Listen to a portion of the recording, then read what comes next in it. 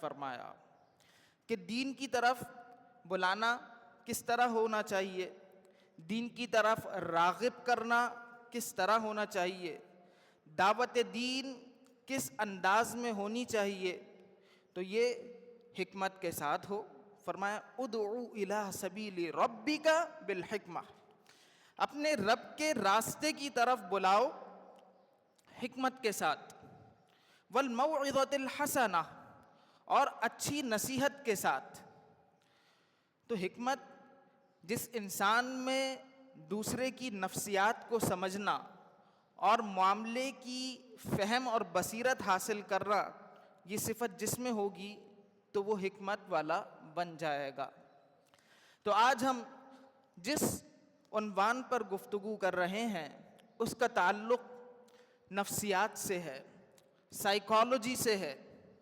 اسلام اور سائیکالوجی یہ کس طریقے سے ہمیں ہدایت فراہم کرتے ہیں، اور اسلام نے ہی تو نفسیات کے عظیم اصول دیے ہیں۔ اسلامی اصولوں پر عمل کیا جائے تو نفسیاتی امور پر مہارت بھی ایک طرح سے حاصل ہو سکتی ہے، یا یوں کہہ لیں کہ ہم کئی امور کو بہترین حکمت کے ساتھ سر انجام دے سکتے ہیں۔ آپ جانتے ہیں کہ بچوں کی نفسیات الگ ہے،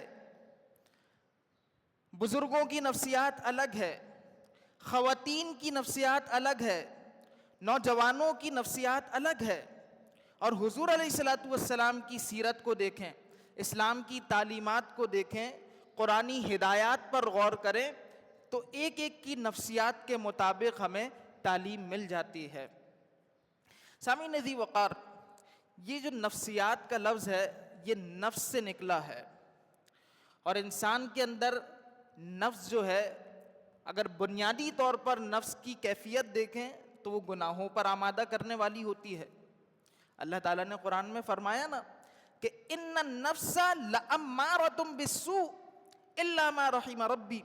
حضرت یوسف علیہ السلام کا جو قول ہے وہ بیان فرمایا کہ بے شک نفس بہت زیادہ برائی کا حکم ضرور دیتا ہے مگر جس پر میرا رب رحم فرمائے۔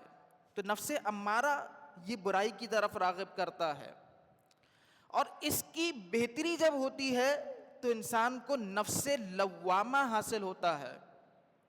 یہ نفس لوامہ جو ہے یہ لاجیکل نفس ہے، اس میں لاجک آ جاتی ہے، اور وہ گناہوں پر نادم ہوتا ہے، شرمسار ہوتا ہے، پشیمان ہوتا ہے۔ اور جو سب سے پہلی کیفیت تھی نفس امارہ کی، اس میں انسان کے اندر ایگو ہوتا ہے۔ کوئی غلط کام ہے، اللہ کا حکم ہے، اس کو ٹال دینا، اپنی جو ذاتی خواہش ہے اس کو اوپر لے جانا، یہ نفس ایگو والا ہوتا ہے۔ اور نفس لوامہ اس کے اندر لاجک ہوتی ہے، اور جو ہماری اپروچ ہونی چاہیے وہ ہے نفس مطمئنہ۔ اللہ تعالیٰ نے ارشاد فرمایا یا ایتھا النفس المطمئنہ، تو اس نفس مطمئنہ کے بارے میں اللہ نے قرآن میں بیان فرمایا۔ تو جب نفس بالکل برائیوں کو چھوڑ دیتا ہے تو اسے نفس مطمئنہ کہا جاتا ہے، یعنی اچھائی پر مطمئن ہو جانے والا نفس۔ تو یہ ایک اعلیٰ کیفیت ہے، اعلیٰ صفت ہے۔ حضور علیہ الصلوۃ والسلام نے انسان کو نفس مطمئنہ اور نفس راضیہ اور نفس مرضیہ کی طرف بڑھا دیا، اور انسان کو اس کی عظمت کے مقام پر پہنچا دیا۔ کئی مسائل جو سائیکالوجیکل انسان کو فیس کرنے پڑتے ہیں، چاہے لڑکپن کی زندگی ہو، نوجوانی کی زندگی ہو، تو ہر چیز کا حل وہ اسلامی تعلیمات میں ہے، ہر چیز کا حل قرآنی علوم میں ہے، ہر چیز کا حل سیرت نبوی صلی اللہ علیہ وسلم میں مضمر اور پوشیدہ ہے۔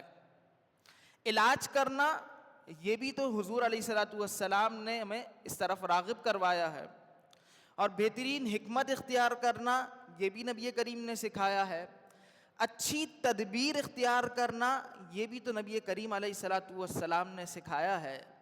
اور جب انسان پریشان ہو جاتا ہے، ہر طرف سے مایوسی ہوتی ہے، تو وہ اپنے رب ہی کو تو پکارتا ہے، اور رب فرماتا ہے امن یجیب المضطر اذا دعاہ ویکشف السوء وَيَجْعَلُكُمْ خُلَفَاءَ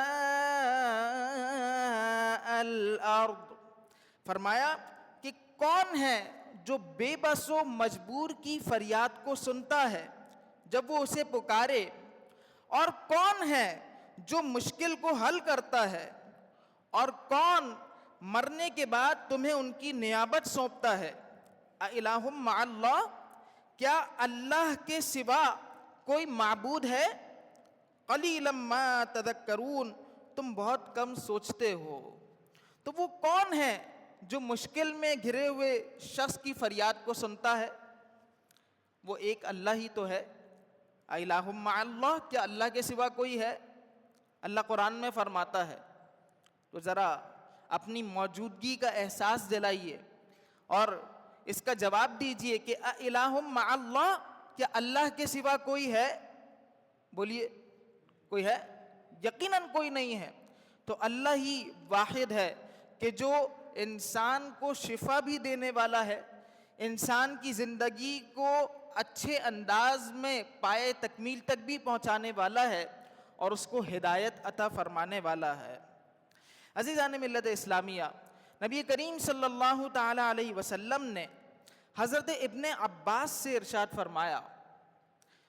فرمایا کہ اگر تمام لوگ، پوری امت تمہیں فائدہ پہنچانے پر مجتمع ہو جائے تو اتنا ہی فائدہ پہنچا سکتے ہیں کہ جتنا اللہ نے لکھا ہے، اور اگر تمام لوگ تمہیں نقصان پہنچانے پر مجتمع ہو جائیں، سب مل جائیں، تو اتنا ہی نقصان پہنچا سکتے ہیں کہ جتنا اللہ نے لکھا ہے۔ اگر اس حدیث کو پیش نظر رکھیں کہ اگر تمام لوگ فائدہ پہنچانے پر مجتمع ہو جائیں تو کیا کر سکتے ہیں؟ جتنا اللہ نے لکھا ہے اتنا ہی پہنچا سکتے ہیں، تو انسان کو اطمینان مل جاتا ہے۔ اور اگر اس پر غور کر لے کہ چاہے پوری دنیا مخالف ہو، تمام رشتہ دار موافق نہ ہو، لیکن حضور کا یہ ارشاد اس وقت ہمارے دل کو تازگی اور سکون بخشے گا کہ جب انسان دنیا میں ہو، کبھی رشتہ داروں کی طرف سے آزمائش ہو، کبھی آفس میں کام کرنے والوں کی طرف سے لیگ پولنگ ہو رہی ہو، کبھی اپنے ساتھی ٹانگ کھینچ رہے ہوں، کہیں لوگ مخالفت کر رہے ہوں، لیکن انسان حضور علیہ الصلوۃ والسلام کے اس ارشاد پر غور کر لے کہ وَلَوِ اجْتَمَعُوا عَلَىٰ أَن يَضُرُّوكَ بِشَيْءٍ لَمْ يَضُرُّوكَ إِلَّا بِشَيْءٍ قَدْ كَتَبَ اللَّهُ عَلَيْكَ أَوْ كَمَا قَالَ عَلَيْهِ الصَّلَاةُ وَالسَّلَامُ رَوَاهُ التِّرْمِذِي، کہ اگر تمام تمہیں نقصان پہنچانے پر مجتمع ہو جائیں تو اتنا ہی پہنچا سکتے ہیں جتنا اللہ تعالیٰ نے لکھا ہے۔ تو اس سے انسان اللہ کی رضا پر راضی ہو جاتا ہے، اللہ کی اطاعت پر اس کو استقامت مل جاتی ہے، اور آہستہ آہستہ اس کے نفس کو اطمینان مل جاتا ہے۔ سامعین ذی وقار، ہم چاہتے ہیں کہ سمجھدار ہوں، ہم چاہتے ہیں کہ زیرک ہوں، ہم چاہتے ہیں کہ صاحب عقل و فہم و فراست ہوں، تو وہ کون ہو سکتا ہے؟ نبی کریم صلی اللہ علیہ وسلم نے ارشاد فرمایا الکیس من دان نفسہ وعمل لما بعد الموت، فرمایا کہ سمجھدار وہ ہے جس نے اپنے نفس کو جھکایا اور موت کے بعد کے لیے عمل کیا۔ موت یقیناً برحق ہے، اس سے کوئی انکار ہی نہیں کر سکتا، چاہے کسی مذہب کا ماننے والا ہو، کسی مذہب کی اتباع کرنے والا ہو اور پیروی کرنے والا ہو، ہر شخص اس پر متفق ہے کہ موت آنی ہے۔ اور اللہ فرماتا ہے لن یؤخر اللہ نفسا اذا جاء اجلها، جس سے معلوم ہوا کہ جب کسی جان کی موت آ جائے تو وہ مؤخر نہیں ہوتی، تو یہ تو آنی ہے۔ سمجھداری کا تقاضا کیا ہے؟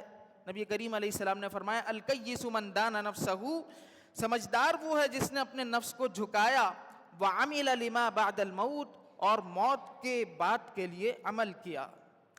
تو اللہ تعالیٰ نے ہمیں آخرت کی طرف مائل فرمایا کہ دنیا اچھے طریقے سے بسر ہو، خوبصورت انداز میں انسان زندگی گزارے، بہت عمدہ طریقے سے اپنی زندگی کو مزین کرے، اور انڈر دا امبریلا آف اسلام ہو، اسلام کی چھتری کے نیچے اس کے سارے کام ہوں، اور وہ موت کے بعد کے لیے عمل کر رہا ہو۔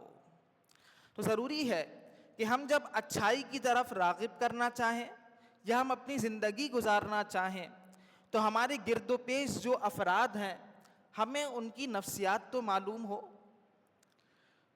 ظاہر ہے خاندان میں بچے ہوتے ہیں، خواتین ہوتی ہیں، بزرگ ہمارے قابل قدر اور قابل عزت افراد ہوتے ہیں، تو اسلام نے کیا سکھایا کہ بچوں کی فطرت کیا ہے، ان کی تربیت کیسے ہو، اس میں والدین کا کردار کیسا ہو، ان کو ماحول کیسا فراہم کیا جائے، ان میں کس طرح کی عادات لائی جائیں اور کیسے ان کی تربیت بہترین طریقے سے ہو، ان کو گرو اپ کیسے کیا جائے، براٹ اپ کیسا ہو۔ تو حضور علیہ الصلاۃ والسلام نے بچوں کے ساتھ انتہائی پیار کا، شفقت کا مظاہرہ فرمایا۔ آپ نے دیکھا کہ کس طرح اپنے نواسوں کو حضور پیار کرتے تھے، انہیں سونگا کرتے تھے، انہیں چوما کرتے تھے، ان کا بوسہ لیا کرتے تھے، شفقت کا مظاہرہ کرتے تھے۔ حضور علیہ الصلاۃ والسلام گزرتے تو آقا علیہ السلام کی عادت تھی کہ بچوں کو سلام کرتے۔ کتنا بڑا مقام ہے نا، حضور تمام نبیوں کے امام ہیں اور پھر بھی بچوں کے ساتھ کیسا حسن سلوک ہے کہ روایت میں آتا ہے عن انس بن مالک رضی اللہ عنہ انہ مر علی صبیان کہ نبی کریم صلی اللہ علیہ وسلم ایک دفعہ بچوں کے پاس سے گزرے، فسلم علیہم تو انہیں سلام فرمایا۔ حضرت انس بن مالک اس کو روایت کرتے ہیں۔ اب اتنی بڑی شخصیت اور وہ بچوں کو سلام کر رہی ہو تو بچوں کے اندر بھی سلام کرنے کا جذبہ پیدا ہوتا ہے۔ تو یہ نہ دیکھیں کہ ہم بڑے ہیں وہ ہمیں سلام کرے، مجھے اور آپ کو چاہیے کہ ہم بچوں کو سلام کریں، ان کے اندر ایک اپنائیت کا جذبہ پیدا ہوگا۔ حضور علیہ السلام بچوں سے شفقت کے ساتھ پیش آتے تھے۔ اچھا ایک چیز بڑی اہم ہے، وہ یہ کہ انسان کا جو نفس ہے نا وہ بھی بچے کی طرح ہے۔ اس کو جب تک اس کی خواہشات کے پیچھے لگا دیں وہ اور خواہشیں کرے گا، اور اگر اس کو روک دیں تو وہ رک جائے گا۔ امام شرف الدین بوصیری رحمۃ اللہ تعالی علیہ بڑے امام گزرے ہیں، اور یہ وہی شخصیت ہیں کہ جنہوں نے مشہور زمانہ کلام لکھا۔ ہر کلام مشہور نہیں ہو جاتا، صدیوں بعد بھی جس کلام میں تازگی ہو تو وہ اس شخصیت میں بھی بڑی عقیدت والی بات ہوتی ہے، اس کے اندر اس بات پر دلالت کرتی ہے کہ وہ شخص جو تھا اس نے واقعی عقیدت کے ساتھ، محبت کے ساتھ، اخلاص کے ساتھ لکھا تھا۔ امام شرف الدین بوصیری کا کلام مولا صلی وسلم دائما ابدا علی حبیبک خیر الخلق کلہم، یہ معروف زمانہ کلام ہے۔ وہی امام فرماتے ہیں کہ النفس کالطفل، نفس جو ہے وہ بچے کی طرح ہے، ان تہملہ شب علی حب الرضاع، اگر تم اسے جب تک دودھ پلاتے جاؤ گے وہ پیتا جائے گا، وَإِن تُفْطِمْهُ يَنْفَطِمِ، اور جب تم چھڑا دو گے تو وہ چھوڑ دے گا۔ تو جب تک اس کی باتوں پر عمل کرتے رہو گے وہ اور ڈیزائرز اپنی لاتا رہے گا، اور خواہشات اس کی بڑھیں گی، اور اگر اس کو کنٹرول کر دو گے تو رک جائے گا۔ تو انسان کا نفس بھی ایسا ہے کہ اس نے کس طریقے سے اپنے نفس کو قابو کرنا ہے، یہ بہت ہی بنیادی سوال ہے۔ اندر سے بری خواہشات آ رہی ہوں اور وہ کہے کہ میں نے رب کو راضی کرنا ہے۔ اسی طرح بچوں کی تربیت بھی ہے کہ بچوں کی ہر ڈیمانڈ کو پورا کیا جائے یہ ضروری نہیں ہے، اس سے ان کے اندر غلط انداز پیدا ہو جاتا ہے، ان کے اندر ضد آ جاتی ہے، اکڑ بھی آ جاتی ہے۔ اس لیے جو ہمارے بچے یہ باتیں سن رہے ہیں انہیں چاہیے کہ اگر ان کی کسی بات پر والدین اس کو فوراً پورا نہ کریں تو ناراض نہ ہوا کریں، ضد نہ کیا کریں، بلکہ وہ یہ جانیں کہ والدین ہم سے بہتر جانتے ہیں، ان کو اچھی تدبیر معلوم ہے۔ حضور علیہ الصلوۃ والسلام نے ارشاد فرمایا کہ من لا یرحم لا یرحم، جو رحم نہیں کرتا اس پر رحم نہیں کیا جاتا۔ تو بچوں کے ساتھ رحم والا سلوک ہو، شفقت والا سلوک ہو، اور ان کو خراب اس طرح نہ کیا جائے کہ ان کی بری باتوں پر بھی ان کی ضدوں کو پورا کیا جا رہا ہو۔ بچے جو ہیں وہ ہر وقت موبائل مانگ رہے ہوں اور بڑے ان کو دیتے جا رہے ہوں، اور یہ کیفیت ہو گئی ہے آج کل کہ اگر موبائل نہ دیا جائے تو شدید ناراض ہو جاتے ہیں، کبھی کوئی چیز کوئی کھلونا اٹھا کر پھینکتے ہیں۔ اسکرین ٹائمنگ یہ بچوں کی بڑھ رہی ہے، جس سے ان میں کئی قسم کی خرابیاں آ سکتی ہیں۔ تو تربیت کا ایک یہ بھی انداز اور اسلوب ہوتا ہے کہ ان کی ہر چیز اور خاص طور پر جو اسکرین ٹائم ہے اس پر فوکس کیا جائے، وہ کیا دیکھ رہے ہیں، کتنا دیکھ رہے ہیں، کتنی مقدار میں دیکھ رہے ہیں، اس کا ٹائم اسپین کتنا ہے۔ زیادہ دیکھنا یہ نقصان دہ ہوتا ہے، بس خاص وقت میں انہوں نے دیکھ لیا کافی ہے۔ اور جو بچے بھی اس کو سن رہے ہیں وہ سمجھیں کہ وقت ان کی نرشمنٹ کا ہے، ان کے براٹ اپ کا ہے۔ یہ ٹائم اگر اسکرین کو دے دیں گے تو کئی قسم کی اور خرابیوں میں لگ جائیں گے جس کو چاہتے بھی نہ ہوں۔ تو اللہ تعالیٰ اس پر بھی توفیق عمل دے۔ ساتھ ہی ساتھ اسلام نے ہمیں نوجوانوں کی نفسیات بھی سکھائی ہے۔ نبی کریم صلی اللہ علیہ وسلم نے نوجوانوں کو اعلیٰ ترین مقام پر پہنچا دیا۔ سامعین، آپ جانتے ہیں کہ انسان کو جلد باز پیدا کیا گیا ہے۔ اللہ فرماتا ہے خلق الانسان من عجل، انسان کو جلد باز تخلیق کیا گیا ہے، اور جلد بازی نوجوانوں میں زیادہ ہوتی ہے۔ کوئی چیز دیکھی، وہ پسند آ گئی، فوراً سوچا کہ ہم ایسے بن جائیں یا یہ چیز ہمیں حاصل ہو جائے۔ کوئی اچھی گاڑی دیکھ لی تو یہ ہمیں حاصل ہو جائے۔ کسی کو اچھی پوسٹ پر دیکھا تو سوچا کہ میں ابھی یہ بن جاؤں گا۔ کسی کو انجینئر دیکھا تو سوچا کہ میں بھی انجینئر بن جاؤں گا۔ پھر کسی کو اچھے منصب پر بہترین ڈاکٹر دیکھا تو سوچا کہ میں بھی ایسا بن جاؤں گا۔ تو اس میں اپنی صلاحیت، اپنی تعلیم، اپنی اسکلز، اپنا شوق، اپنا انٹرسٹ، اپنے ذوق کو دیکھتے ہوئے بہت ساری چیزوں کا فیصلہ کیا جاتا ہے۔ اسی طرح کسی کی کوئی ادا پسند آ گئی تو اس سے محبت ہو گئی، اور پھر جب محبت ہوئی تو پھر حضور کی حدیث سے ثابت ہے کہ حبک الشیء یعمی ویسم، کسی چیز کا محبت کرنا، تمہارا کسی چیز سے محبت کرنا تمہیں اندھا اور گونگا کر دیتا ہے۔ اللہ اکبر۔ تو پھر جب انسان کسی چیز کی محبت کو اختیار کرتا ہے تو حضور نے فرمایا یعمی ویسم، اندھا اور بہرا کر دیتی ہے یہ محبت۔ تو انسان پھر اس کے عیوب نہیں دیکھتا، اس کے جو عیوب سننے والے ہوتے ہیں وہ سنتا بھی نہیں ہے۔ کیوں؟ کیونکہ اس کو وہ چیز پسند آ جاتی ہے۔ پھر والدین سے بھی وہ بد تہذیبی سے پیش آتا ہے۔ والدین اگر درست فیصلہ بھی کر رہے ہوں تو وہ کہتا ہے نہیں مجھے تو یہی پسند ہے، میں تو یہیں پر ہی نکاح کروں گا۔ اور حقیقتاً ایسا بھی ہوتا ہے کہ وہاں پر نکاح کرنے میں خیر نہیں ہوتی۔ والدین وہ اپنی پختہ عقل کی طرف مائل ہوتے ہیں، ان کا تجربہ زیادہ ہوتا ہے تو وہ اس چیز کو بہتر انداز میں سمجھ رہے ہوتے ہیں، اور کبھی ایسا ہوتا ہے کہ وہ نہیں سمجھ رہے ہوتے۔ تو نوجوانوں کو اس میں سوچنا چاہیے، بہت تحمل کا اور حکمت کا مظاہرہ کرنا چاہیے، اور والدین کو بھی چاہیے کہ وہ وقت کے ساتھ ساتھ اپنی تربیت پر ضرور توجہ رکھیں کہ والدین کی بھی عقل کا جو درجہ ہے وہ قرآن اور حدیث کی روشنی میں بڑھ رہا ہو تو وہ بھی درست اور اچھا فیصلہ کر سکیں گے۔ حضور علیہ الصلوۃ والسلام کی خدمت میں ایک نوجوان آیا اور اس نے بدکاری کرنے کی حضور علیہ الصلوۃ والسلام سے بات کی، تو حضور نے اس کو اپنے قریب کیا اور اس کو جو سمجھایا۔ تو وقت کم ہے، میں اپنے الفاظ میں بتا دیتا ہوں کہ کیا تم پسند کرو گے کہ تمہاری ماں کے ساتھ کوئی ایسا کرے؟ اس نے کہا نہیں میں تو نہیں کروں گا۔ کیا تم پسند کرو گے کہ تمہاری بہن کے ساتھ کوئی ایسا کرے؟ نہیں میں تو ایسا نہیں پسند کروں گا۔ کیا تم یہ پسند کرو گے کہ تمہاری پھپھی کے ساتھ کوئی ایسا کرے؟ اس نے کہا نہیں، میں تو ایسا نہیں کروں گا۔ کیا تم یہ پسند کرو گے کہ تمہاری بیٹی کے ساتھ کوئی ایسا کرے؟ میں پسند نہیں کروں گا۔ تو حضور نے فرمایا وہ بھی تو کسی کی بہن ہوگی، وہ بھی تو کسی کی بیٹی ہوگی، وہ بھی تو کسی کی فلاں رشتے والی ہوگی۔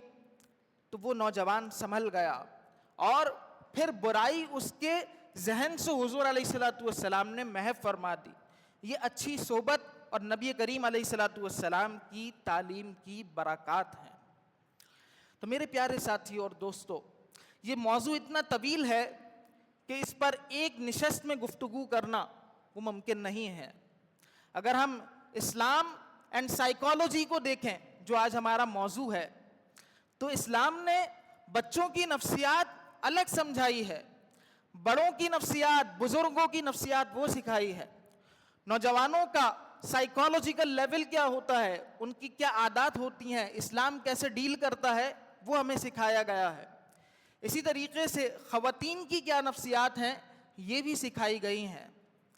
اور وقت قلیل ہے، انشاءاللہ کسی اور موقع پر ان تمام چیزوں پر ہم پھر کسی اور مرتبہ لیکچر دیں گے، تو جس سے معلوم ہوگا کہ واقعی اسلامی تعلیمات وہ ہیں کہ اگر ہم سیکھ لیں تو ایک ایک کی نفسیات کو سمجھ بھی سکتے ہیں، ہمارا گھر بھی بہتر ہو سکتا ہے، ہمارا خاندان بھی بہتر ہو سکتا ہے، اور بہترین انداز میں تربیت کا سامان بھی ہو سکتا ہے۔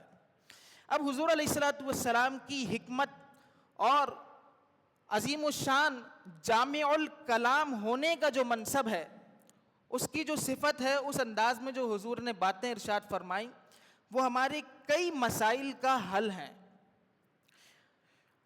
کئی مسائل، کئی مشکلات، کئی پریشانیاں وہ حضور علیہ الصلوۃ والسلام کی ان نصیحتوں سے دور ہو جاتی ہیں۔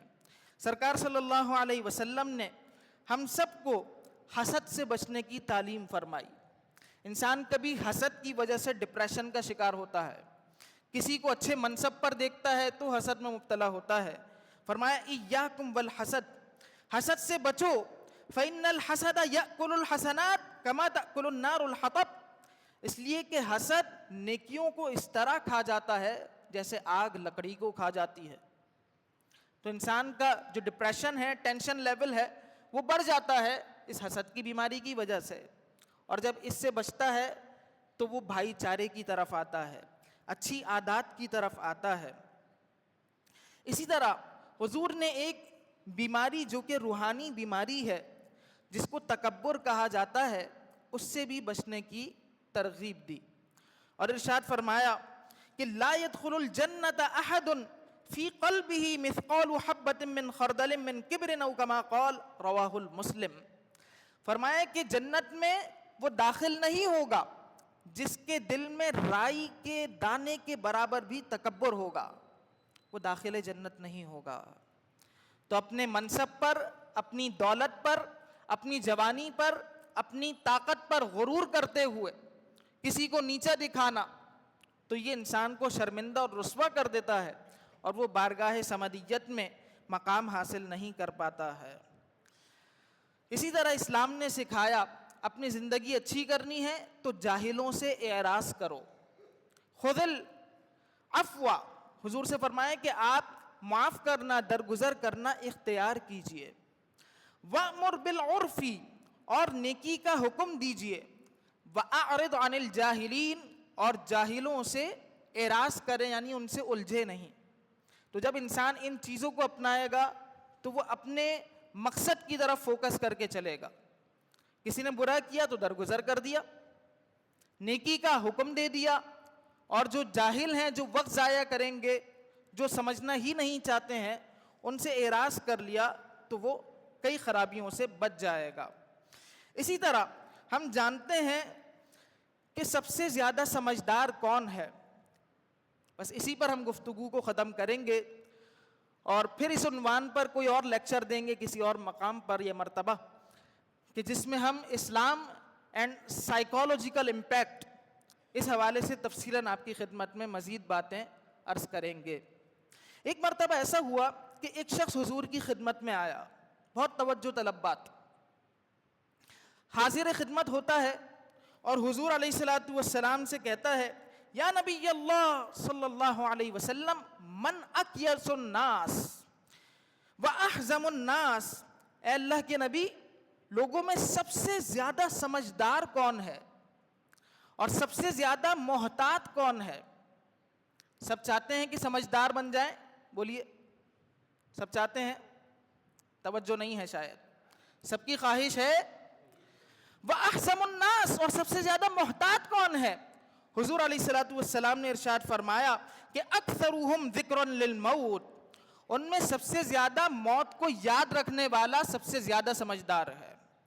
وَأَشَدُّهُمْ اسْتِعْدَادًا لِلْمَوْتِ، اور فرمایا کہ سب سے زیادہ موت کے لیے تیار ہونے والا، اس کی تیاری کرنے والا، وہ سب سے زیادہ سمجھدار ہے۔